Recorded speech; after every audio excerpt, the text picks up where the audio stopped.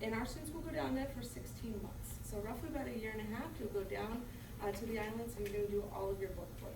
In this case, ladies, we actually only offer an MD program. We don't have PA or dental at this time. We have a vet school, but we have not ventured into those other allied sciences yet.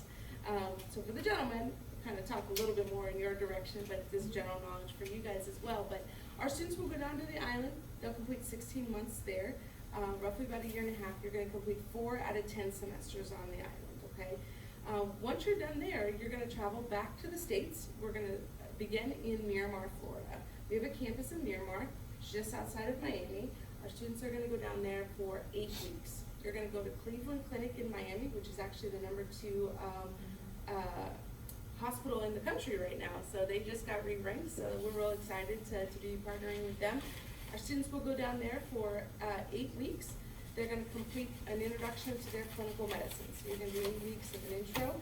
And after that, you're then going to take your USMLE Step 1 examination, which is your first medical licensing exam. So once you take this first exam, you're going to have a month off after that because you have to wait about a month before your scores come back. At that time, you're then going to, if you want to open this one here, I'll show you this here. At that time, your clinical coordinator is going to work with you. They're going to ask, if you open straight to the middle page here, they're going to talk with you. We have 9 different clinical tracks. Unlike a U.S. school where you're attached to one hospital, you do all your rotations in one location, we have several different tracks and options for you. We currently have 9 different locations, so during that time, your clinical advisor is going to ask you to pick 3 of these locations that you would be interested in doing your clinical rotations at. Once your Step 1 score comes back, you're then going to be placed into one of those 3 locations that you chose, okay? That choosing happens based off of when the next intake for the class is. So once you have a location, let's say you're going to Michigan, been to that hospital, Pontiac's a great location, you're going to Michigan, you're going to spend your entire 3rd year of medicine there. You're then going to complete all of your core rotations. That way you get your introduction to all of them. Today you may be like, Sarah, I'm going into neurology. Then you do a neurology rotation, you're like, I don't like the brain that much. I don't want to do that. Then you may have done pediatrics and said, you know what, this is really what I was supposed to do. Come on in, join us. You know, pediatrics may be something that you actually wanted to do. You may not know that now, but you may be interested in it later. You're welcome. You're going to complete, 48 weeks in that location, and at the end of that, you're then going to take your USMLE Step 2. There's 2 parts to the USMLE Step 2. You have CK, which is clinical knowledge, and CS, which is clinical skills. CK is your book examination, CS is your hands-on examination, okay? So once you've completed that, you then have another option at that point. You can stay in the location you chose, let's say Michigan. You can stay in Michigan if you wish to do so, complete the 34 weeks of your elective rotations, or you can pick another location. Let's say you want to go to New York, New Jersey for the next year. You can do that as well. One thing you'll notice here is Texas is not listed. And Texas is not listed because it acts as its own country. There is actually a current law in Texas that states as an international medical graduate, which you would be considered with our program, you cannot do core rotations in the state of Texas. So that first 48 weeks of rotations you cannot complete in Texas, but your elective rotations, residency, and licensing can happen in Texas. So we do have a lot of students who choose to come back to Texas. Most of the students either come back to Dallas or to Houston just because of the medical districts there. They'll come back here, complete that 34 weeks of elective rotations, and then graduate with our program. Once you graduate with our program, we are going to assist you through the residency process, which is the most important process of your entire med school journey, because that is when you get placed into an actual job. And you actually have to complete residency before you can be a licensed physician in the States in general. Really around the world, you have to have all those board examinations. So that's kind of the timeline of how medical school works. Now let me ask you this, does anybody know how difficult it is to get into a U.S. med school by chance? No? Okay, well let me tell you, in 2018-2019, there were over 50,000 applications that went in for U.S. med schools across the country, out of which 27,000 were actually accepted. Now, Out of that 27,000, there were another 18,000 or so that had an MCAT score of a 506 or less and a GPA of a 3.6 or less. Out of those students, 3,755 of them actually got an opportunity in the U.S., giving you roughly about 11 to 12%, depending on how many actually accepted those offers. So about 12% of the students that were actually admitted to a U.S. School had less than a 506 and less than a 3.6 GPA to get in. So what happens to the students who didn't get into a U.S. med school? Anybody have any guesses what they do if they don't get into a U.S. med school?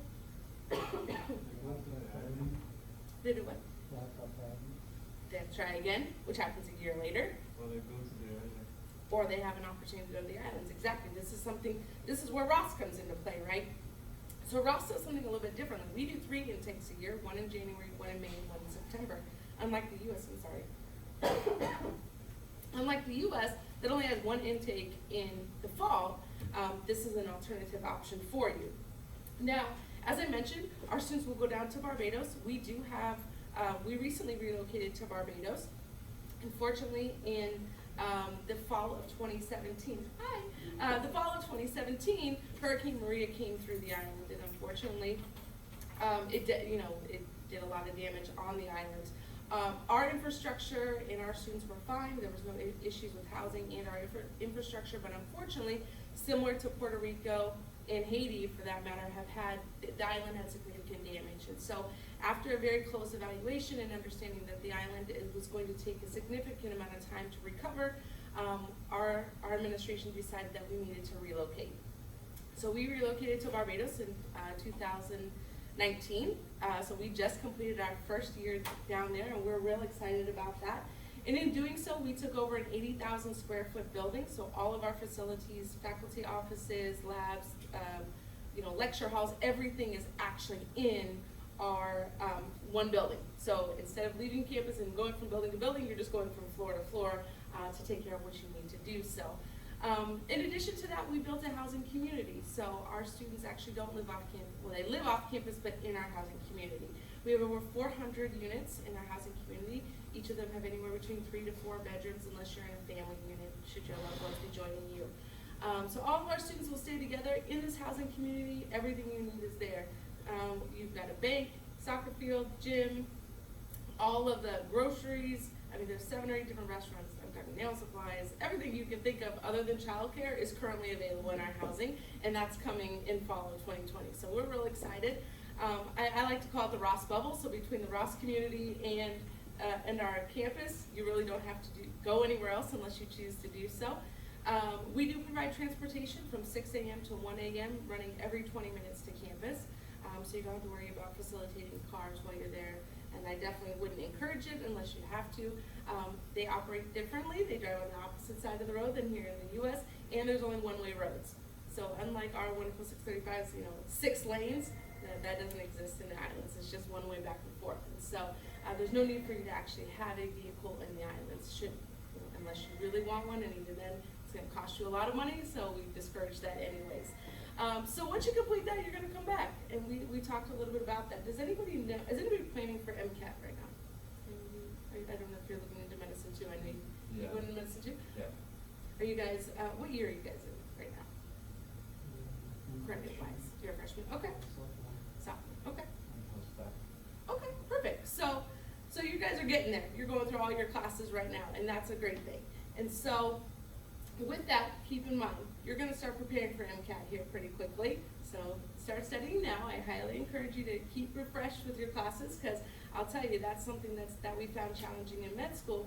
In years past, we used to teach subject-based, just like you do here in undergrad. But in the last 10 years or so, Ross has changed their model of teaching to where we are teaching you each system and then each subject with each system, okay? And the reason we do that is we want to make sure that anatomy is staying fresh in your mind every semester. Physiology is staying fresh, biochemistry is staying fresh, so that when it comes time to you to take step 1, you're not having to go back and reteach yourself so much information. It's truly just a review before step 1, which you guys aren't in the MCAT phase yet, but you'll realize once you get there, you're going to be studying all these advanced science courses, and then you got to go back and refresh yourself on biology 1, Chem 1. You're going to have to go back and refresh. And so, so we eliminated that challenge in med school now. And so we're really excited about that.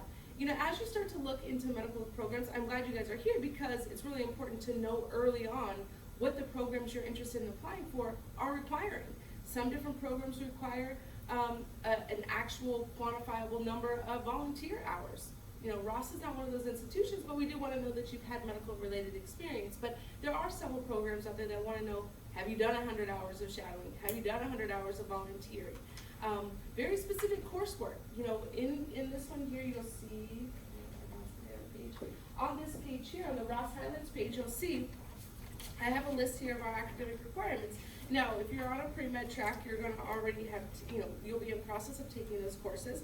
But we are going to ask you to make sure that you have those courses. And in addition, we do have a few classes that we would like. Yeah, it's actually included that. Oh, thank you. You're welcome. So, there are some other courses we want you to do. We want to make sure that you're taking biochemistry, microbiology, anatomy and physiology, if it works into your course schedule. We want to make sure that you have those advanced science courses too, to make sure that you are prepared and have a solid science foundation moving into med school. Now, with that being said, we want to make sure that you can sustain your knowledge there. Now, I'll tell you, there are several institutions across the country that have very specific advanced science courses, so it is something to look into. I always tell my students, look at your top 5 to 7 schools of your choice, go through all of their admissions requirements, and then tailor what you need to have based off of those. If you're looking at 5 to 7 different institutions, in most cases, if you can make sure that you cover all 5 to 7 of those, then you'll be good for all of them. In most cases, you're going to pick your top 5 to 7 choices that you plan to apply for anyways, and so that way you're sustained for that. Yeah. What was your MCAT score for this intake? What was the average MCAT? So it's actually, we're going to cover that right now, actually. No, that's okay. So this past year, for our students who actually had a direct admit to our program, they had a 492 through 500 on average on their MCAT. Prerequisite of a 2.78 or higher, and a cumulative of a 2.9.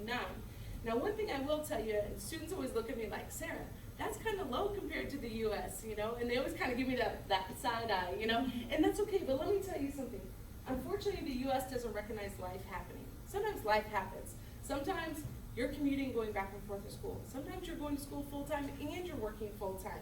Some of you have family obligations. I mean, I know when I was in undergrad, I had a lot of family obligations, and so there were times that my academics took a toll because of my other responsibilities. Does that mean that you can't be a great physician? No, it means that life simply happened for you. Sometimes now keep in mind, sometimes you bring life on your own with our choices, but sometimes life just hands you some things. And so, so Ross does a holistic approach to our interviews. So in Dallas, and actually, well, I'm based in Dallas specifically, but I actually do all the interviews for Texas. So if you have a Texas address, when you submit your application, you're coming to interview with me directly. And then we do that on purpose. I want to sit down and I want to know your story. Because a lot of times your story is what's going to carry you through your career. It's something that motivates you. It's your light at the end of the tunnel, for lack of a better word. But, and so when I sit down, if I look at your transcripts and I see one semester you withdrew from everything, your transcripts don't tell me what happened. Your transcripts don't tell me that maybe a loved one passed and you had dealt with depression or financially you just couldn't afford school anymore. Your transcripts aren't going to tell me that. All I'm going to see is the W's, and I'm like, what does that mean? And so giving you the opportunity to come and sit with me and have a conversation allows me to write an abstract for our committee. My goal is to write an abstract of who you are as an individual and why they should accept you into our program based off of who you are. Now, keep in mind, after that, your academic records will follow because we need to make sure that you can sustain the academic rigors of our program. So I will tell you, we do give a lot of opportunities to our students. We see a lot of traditional students who come right out of undergrad. We see a lot of students who have taken gap years and or second career students. Some of you may have decided, I'm going to go, like you ladies, I'll tell you, I see a lot of PAs, to be honest, go into PA, go work for 10 years, and then come back and say, you know what, I need an MD. And then they come back and start school all over again, and they pursue a new career, and that's okay. It happens, and again, sometimes life happens because you need to make money now. It just That's just life. And so, with that being said though, I will tell you this last year we had 669 students be placed into residency, giving us a 92.1% placement rate. The U.S. currently sits at a 94% placement rate. So we're real excited to be right up there with them. I wish they would have brought another one. They didn't pack it in these ones here, but there is another pamphlet, and I'll send you guys the link.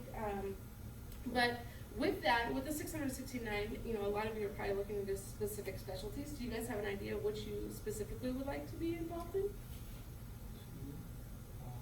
Neurosurgery. Okay, that's a very specific one. You make sure you get some good scores on those ones. Sure, go ahead. Yes, thank you. You take my card too. Oh, yes, please. Thank you so much. you. Appreciate You're your welcome. time. Have you thought about it by chance? Psychiatry. Okay, Or psychiatry. neurology. Very nice. Those ones are good. Psychiatry is an up and coming one, so it's becoming very popular now. Yeah, okay, perfect. You know, and we definitely, I'm gonna tell you, there's definitely gonna be availability in in that, because, you know, primary care, they're saying by 2025, still we're at 125,000 physicians short. And they started talking, I don't know if you guys have heard too much about it, but recently, you know, the baby boomer generation is getting ready to retire. You know, they're holding out strong, I'll tell you that, because they should have already been retired in the last 5 years, but in my opinion, you know, but, you know, I can't even say anything. My pediatric's like 75, so I'm like, please don't retire yet. But, you know, they're getting to the point where they're going to have to retire, and they're saying right now that they make up almost 40% of our medical population. So when they do retire, the shortage is going to grow drastically. In addition to that, I don't know if you guys know this, but 1 out of every 4 practicing physicians right now in the U.S. is an international medical graduate. And so, yeah, people don't realize that, because a lot of our physicians are first-generation physicians, and so people never associate anything about where they went to school. And I'll tell you, at the end of the day, when you walk in to see a patient, how many doctors do you walk in and say, hey, where did you go to school at, by the way? You don't think about that. Now, I'll tell you, after being in the in my career field for 10 years, yeah, I wonder now. I'm like, what were your board examination scores? That's what I want. You know, it's something to be cautious of and thoughtful of. So when you, for time's sake, I'm going to start to wrap up, but just so you guys know, as you start to look for medical programs and look into things, one, look into programs that are recognized, okay? In the U.S., you don't have those issues. They already have all of the availability. You can practice anywhere in the States. But if you are looking at international programs like Ross, you know, I don't know how many of you guys know, but there are 64 Caribbean medical programs in just the Caribbean as an international program. That doesn't even go around the globe. But there are 64 of them, but not all of them are created equal, okay? So keep that in mind. Make sure that the program you choose to apply to is recognized in all 50 states, Canada, and Puerto Rico. Even if you don't want to practice in Canada, it's good to make sure that they're able to practice. You never know. Just because you're in Texas today doesn't mean 10 years from now that you may want to be in Canada. You may want to be, I don't know, in Europe somewhere, you know. Don't limit yourself. Second of all, when you start looking at programs, look into curriculum. It's very important. I'm telling you, we transitioned our curriculum to Oregon system based because of the studying factor. You're going to remember me telling you this when you start planning for MCAT. You're going to be like, God, why didn't I go back and restudy, you know, as I was going through? Because I'm telling you, when you have to regurgitate that information, it's a lot more difficult. So about 60% of the U.S. has transitioned to this method, and I would say probably about 30% have transitioned in the Caribbean. So keep an eye on that.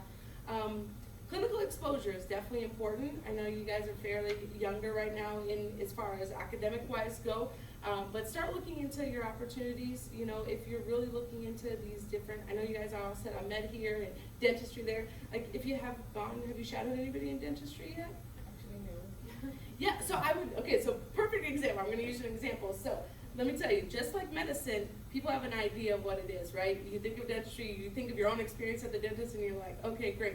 But you may get in there and be like, I can't do this. You know, I'll tell you, perfect example. This past week, I interviewed a gentleman who right out of undergrad went into dental school. He went through 2 years of dental school, took his first board examinations, and then was like, you know what, I absolutely hate this. He was $125,000 in debt and said, I can't do this, and totally walked away from it. 25 years later now, okay, 25 years he has done, like, consulted for so many different, like, what's it called, oral spin brush or something like that. He's consulted on all of these things, all these boards and stuff. 25 years later, he's like, I'm going into medicine. And I'm like, it was a fascinating story sitting here talking to him, but you know, life happens like that. So I would definitely encourage all of you for what you, same with you for your PA, you know, go shadow somebody. See if that's something you really want to do, because you may get into it and absolutely hate it. And so it's better. I tell all my med students, do the same thing. Go shadow a nurse. Go shadow a PA. Go to Walgreens. Go see a pharmacist. Go look at the different allied health specialists. Specialties, and see if this is truly where your heart still lies. Because med school is a 4-year commitment, and then a life learning experience after that. So you have to love what you do every day. If not, you're gonna dread getting up every day, and you're gonna be miserable. Just like my friend here who just applied for med school after 25 years, you know, he's like, this is what I've always wanted to do, but it took him 25 years to circle back around. So make sure you have some type of clinical exposure. Please don't come interview with me and tell me you never stepped your foot into a hospital and or a clinic.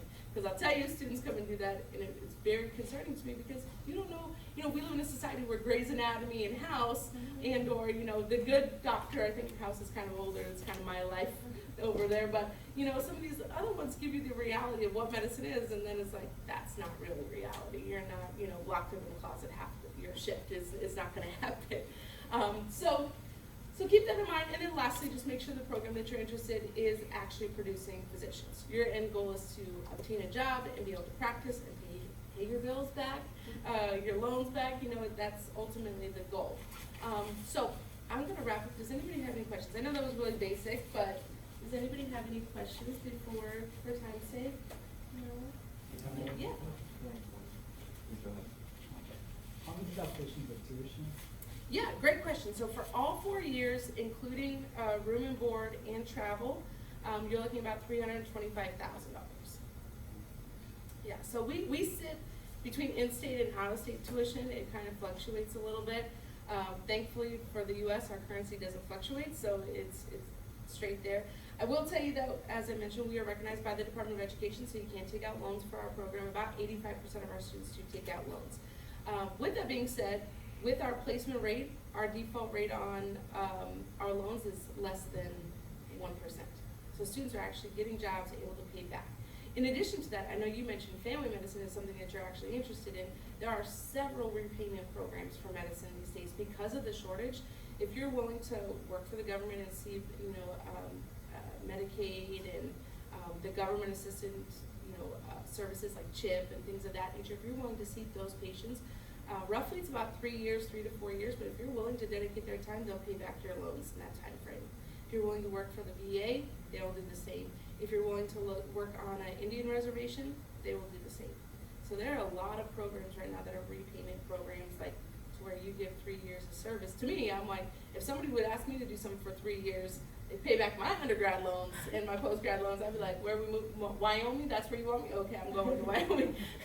Just because I'm frugal like that, but yeah, those options are available as well. So don't let, for all of you and all of your stuff, you know, don't let money necessarily scare you away from that, because I'm telling you, by the time you're ready to start in the field, they're going to be so desperate for you. They're going to be like, how much loans do you need paid off? You'll be like, all right, let me sign that off for you. Because it's happening. I have a student right now at UTSA in San Antonio. She's family medicine. She's in her last year of residency. She already has a 4-year contract with the government to see government patients, and one said that she's going to pay off all of her loans. And I think her loans total like $315,000 is what she's going to be done with at the end. And she's making money now. In the residency, they pay you, right? So she's making money now. Her loans are on hold until they pay her back. So 4 years commitment. After that, her loan, she'll be debt free, and she'll be free to open her own practice if she wishes to do so. So, yeah, there's a lot of different programs out there, so you can look into those as well. Awesome. Good question. I know you had a question too. Do you have any recommendations on finding volunteer opportunities in hospitals? I've applied directly to like 5 or 6 and just no. That service comes up. Really? Yeah. I'm surprised. Even with the private institutions? Yeah, yes. I Presbyterian and some stuff like that. I know if you're open as well.